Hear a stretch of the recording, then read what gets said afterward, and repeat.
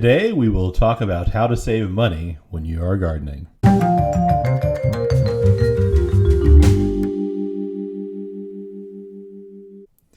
A lot of people want to know how they can have a lush garden that helps to feed their family without hurting their pocketbook. Here are 5 tips that you need to consider if you want to save money. Number 1, seeds can cost money. If you've watched this channel much at all, you know that I love trying out different types of seeds. I even did a video on the Baker Creek Whole Seed Catalog. And don't get me wrong, there's nothing more enjoyable for a passionate hobby gardener than flipping through all of the seed catalogs and dreaming, imagining all the different things that one can grow. There's nothing wrong with this if you're willing to devote some of your treasure to a hobby of gardening. This is actually a pretty good way to spend some of your money. However, if you are gardening to try to be thrifty and save money, lay off of the seed catalogs. There are many great ways to get cheap seeds. If you're watching this video and it's before March 17th of 2020, we have a free seed giveaway going on right now. Just send a self-addressed stamped envelope to the address that's in the video linked above. And if you live in the United States, I'll send you some seeds. And I'm not alone. If between perhaps late November and maybe early April, you search YouTube for seed giveaways, you are likely to find some other channels that either do it every year or perhaps might be doing it in this year. When I first started gardening, there was nothing I liked better than a free seed giveaway. I tried to participate in lots of them and get a bunch of different varieties that I hadn't even necessarily heard of at the time that I could try growing in my own garden with no real cost or possible risk to me. Another way to get extremely cheap seeds is to join a gardening group. These exist out there in the real world, but they also exist online. Over the last several years, I've been a member of many great groups on Facebook, Google Plus while it was around, and even Reddit. I participated in seed exchanges and grow-outs that netted me tons of free seeds. I currently manage a Facebook group called the Great Big Garden Group. And if enough of our subscribers from here on YouTube are interested in doing a grow out over there on Facebook, perhaps we will. But whether or not we do a grow out in that group, I assure you there are many great groups that do things like that, and many people who are willing to give away or trade seeds if you ask and are polite with them. Finally, there are some very cheap options for actually buying seeds. During the growing season, you can get seeds at the dollar store, the Dollar Tree.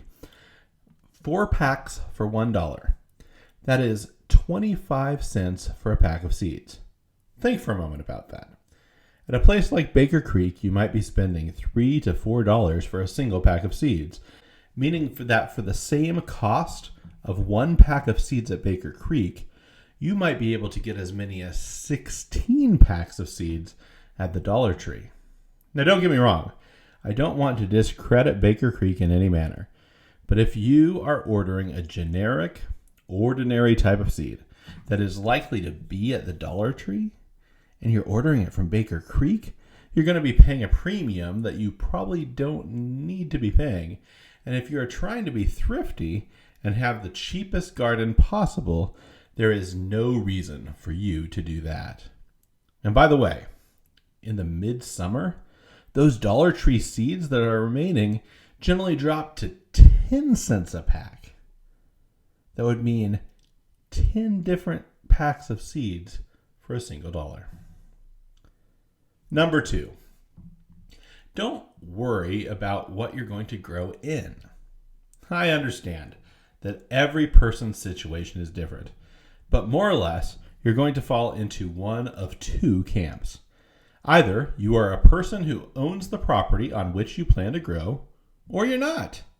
If you're the former, pick a place in your yard, preferably one with good sun, and commit to making that a long-term goal for where you're going to have your garden bed. But in your first year, You don't need to have an immediate raised bed with perfect soil in it. To me, getting started growing is far more important and far better at building momentum for growing than making sure you are growing in the ideal circumstance. Many of you may have seen my video on the $1 raised bed. There are some people who give me a lot of grief for it because it's not a terribly high quality bed. But if you are just starting out and you are on a budget doing something like that, where you are only spending $1 and building out in the area that you ultimately want to have a more long-term bed, it is a great way to start out. And if you do not own your own place, or you don't want to put in a permanent growing bed, then you may wish to look to containers. There are a lot of options of containers that you likely already have. From milk jugs, to juice jugs, to bottles of water, to coffee cans, to takeout containers, to baby formula containers. The number of things that you could grow in is virtually limitless.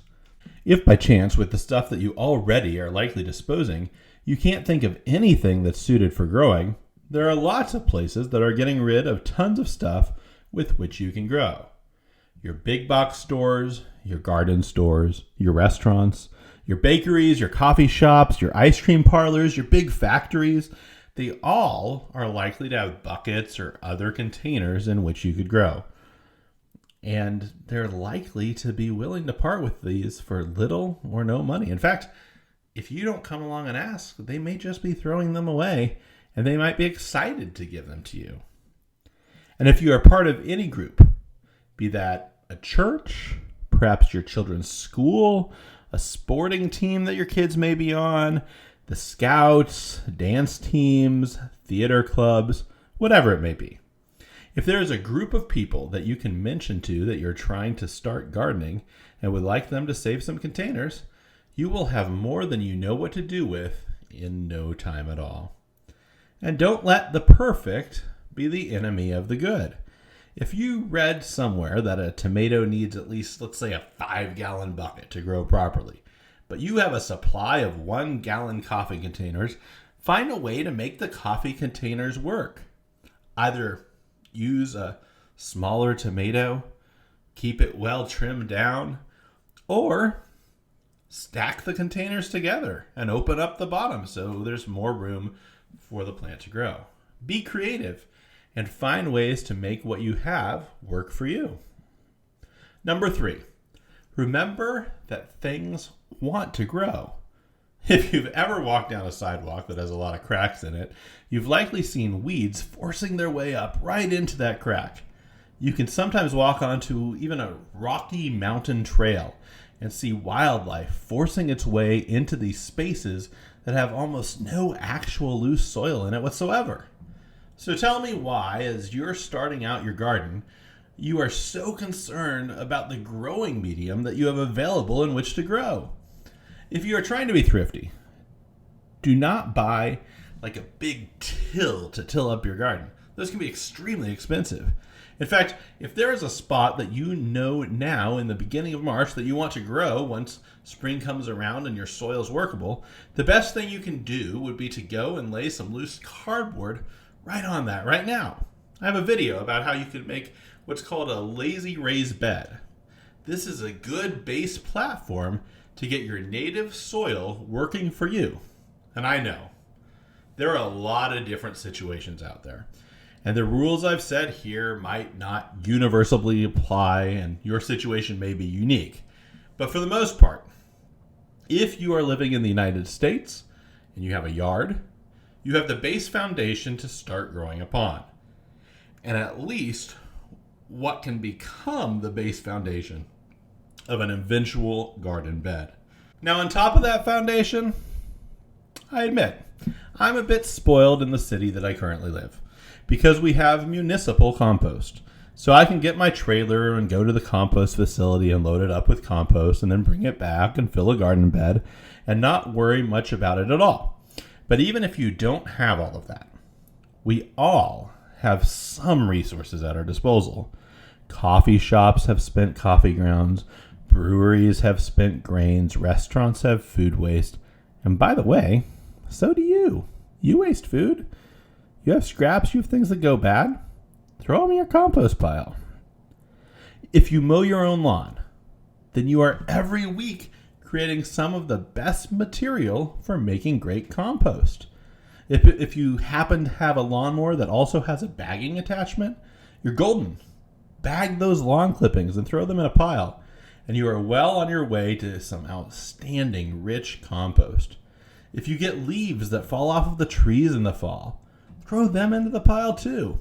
Heck, you can even put them inside of a trash bag and let them decompose over the winter, and open them up already decomposed and ready to add to your garden bed. One thing you should absolutely never do if you're trying to be thrifty is buy those pre-packaged small bags of topsoil at the store. If you have to buy soil, try to buy it by the truckload and have it delivered to your house in a large enough quantity that it can actually fill up your bed and be much cheaper. Another resource that many do not know about is the great ability of wood chip mulch to break down into a good growing material.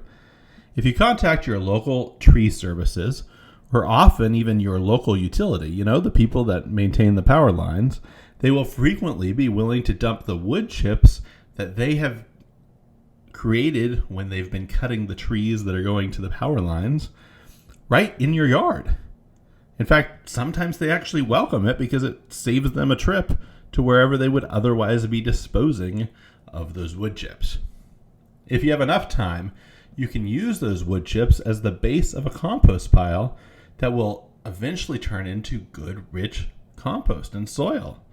Or even put those wood chips in the very spot that you intend to eventually grow. And when you're ready, just remove that top layer and grow in the decomposed material that has built up below. This wood chip mulch also helps you to mulch around in garden paths, or even where you have your plants planted. You can help prevent weeds from growing up in your garden beds. So wood chip mulch is useful, and really getting into a cycle of having wood chip mulch delivered every year, if that's available in your area, would be a great opportunity and benefit to your garden. And I understand where you live is going to greatly affect which of these varying resources is best for you and most available for you. If you live in a rural area, perhaps on a farm, you actually likely already know how to get a pretty good garden together. I'm guessing you might even grown up gardening. But if not, just consider, for example, all the manure that can break down into rich garden soil that should be in ready supply around you. Number 4, grow what you like. The fourth tip may seem like something pretty obvious and maybe not terribly helpful. However, it may actually be the most important one on this list. If you really want to save money in your garden, grow things that you otherwise would be spending money on. So if you saw a video of me growing a black pearl pepper, and you have never had a black pearl pepper, and your goal is to save money, then you will not be saving money by planting a black pearl pepper. If, however, every couple of weeks you eat homemade salsa, and you go to the store, and you buy yourself some tomatoes, and some onions, and some cilantro, and some garlic, and some hot peppers, and some bell peppers, and you mix those all together many different times in the year, then you can replace that entire expense of every time you would make that salsa by growing all of those ingredients in your garden. So when you grow what you are already eating, it can really help you to save money. A corollary to this tip, I think, is to really be reasonable about what you grow. There's such a temptation, and I admit, I fall to this temptation, the temptation to grow every single thing that is available out there to grow. But if you do this, you're likely to burn out, and you'll struggle at really growing anything terribly well. So keep it limited and focused, and really plan on what you're growing. Also, there are some things that are just really quite cheap from a grocery store, and you're not going to do better in your garden. I think, for example, of garlic. I enjoy growing garlic. I've grown garlic on this channel. But I can buy a bag of basically all the garlic I'm ever going to be growing in an entire season for less than $10. When you figure by the time that I invest, the space that is taken up in my garden, the watering, the nutrients, everything that goes into that garlic, is it really worth it when I can get a whole bag of it for $9? For me, it might actually be. For you, it might be. But do a little bit of that cost-benefit analysis and really think about what you can get in bulk cheaply versus growing it in the garden. You really should emphasize things that give you a good bang for your buck, or that for some reason you particularly enjoy growing versus getting from the grocery store. This leads well into tip number 5. Learn how to preserve your food. One thing about the modern grocery store is that whether it is the middle of February and like -5 degrees outside, or it's the middle of the summer and great growing weather, the grocery store has fresh produce. When you are trying to save money growing your own food, you aren't going to be growing food during the middle of winter. Additionally, in the grocery store, you might be able to buy a couple tomatoes here or there as you need them. When you are growing and you're going to need to use the produce when it is available. This means sometimes that you might have a huge bumper crop that you couldn't possibly eat all of fresh.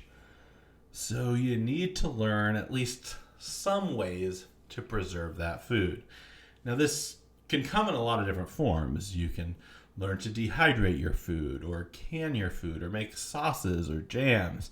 This could be pickling your food. This could be otherwise fermenting your food.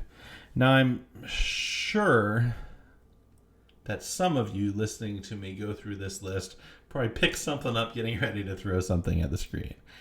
And I understand this video is supposed to be about saving money, and a lot of the things that I just talked about in regards to preserving food may be associated with additional costs, like buying a dehydrator or buying the canning equipment or pressure cooker needed for canning.